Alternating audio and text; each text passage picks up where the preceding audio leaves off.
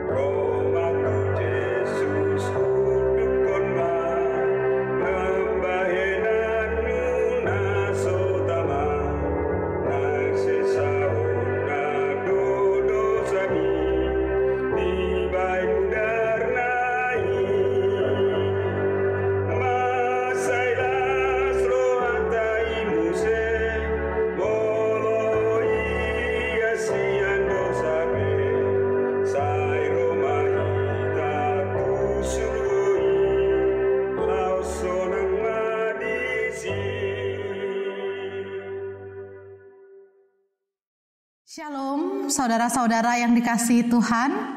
Kita kembali dalam renungan harian kita pada hari ini, hari Kamis tanggal 4 Juni 2020.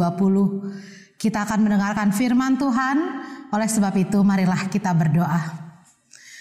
Kasih karunia dan damai sejahtera dari Tuhan Allah Bapa kita dan dari anaknya Tuhan Yesus Kristus menyertai kamu sekalian. Amin. Firman Tuhan yang menyapa saudara pada hari ini terambil dari surat Petrus yang pertama atau 1 Petrus pasal 4 ayatnya yang ke-14. 1 Petrus 4 ayat 14 saya bacakan untuk kita semua, demikian firman Tuhan. Berbahagialah kamu jika kamu dinista karena nama Kristus, sebab roh kemuliaan yaitu roh Allah ada padamu. Sekali lagi, berbahagialah kamu jika kamu dinista karena nama Kristus, sebab roh kemuliaan yaitu roh Allah ada padamu. Saudara-saudara, menjadi Kristen bukanlah suatu hal yang mudah. Apalagi kalau secara jumlah di negara ini kita lebih sedikit dibandingkan pemeluk agama yang lain. Oleh sebab itu, keadaan ini sering dipolitisasi. Sehingga apa?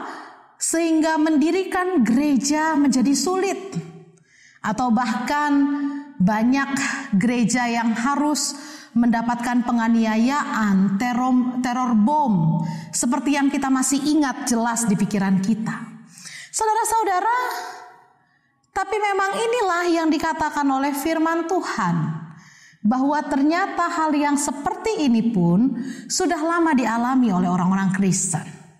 Mulai dari zaman para misionaris datang ke tanah Batak. Saudara pernah dengar nama Munson dan Liman? Itu adalah dua misionaris yang pertama kali menginjakkan kaki di tanah Batak. Apa yang terjadi pada mereka? Saudara, mereka dibunuh oleh orang Batak. Mereka dibunuh, dan kabar yang saya pernah dengar bahwa mereka dibunuh itu di tengah-tengah kerumunan, di pasar, di depan banyak orang, sebagai tanda bahwa tidak boleh ada lagi bangsa asing yang masuk ke negeri kita ini, apapun alasannya. Namun saudara, ternyata darah Munson dan Liman itulah yang menjadi benih-benih Injil. Dan hingga sekarang gereja Batak khususnya HKBP tersebar sampai ke ujung bumi. Saudara-saudara, oleh sebab itu firman Tuhan mengingatkan kita, berbahagialah kamu jika kamu dinista oleh nama Kristus. Karena apa? Karena roh Allah, roh kemuliaan itu ada pada kita. Luar biasa. Biasanya kalau orang dinista boro-boro berbahagia. Dia akan bersedih, dia akan menangis. Tetapi dinista karena apa dulu? Kalau karena kejahatan kita, ya sudah pantas kita. Dikatakan di ayat selanjutnya, ayat 15, ayat 16, kalaupun kamu dihina, kalaupun kamu dinista, janganlah karena kejahatan kamu.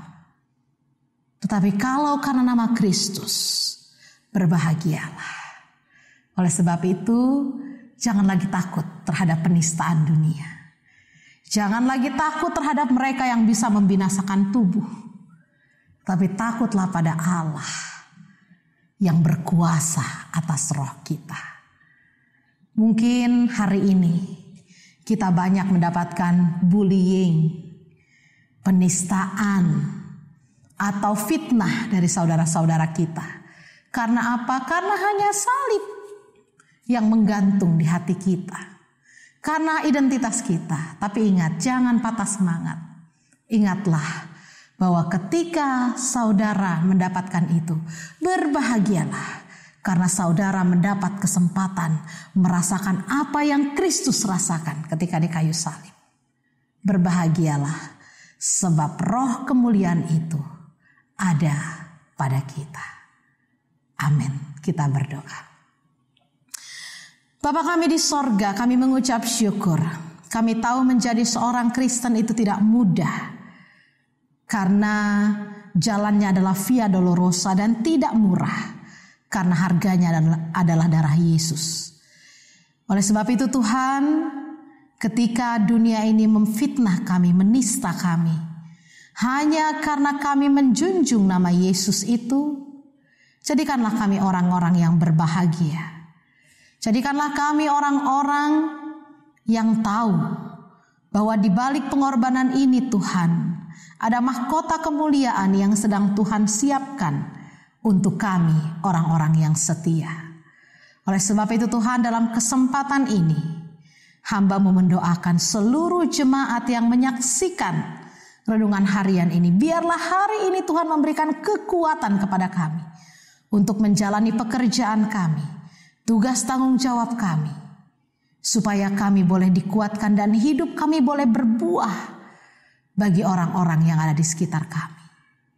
Berkati jemaat-Mu yang saat ini sedang sakit, Tuhan yang sembuhkan. Mereka yang berduka, Tuhan yang hiburkan.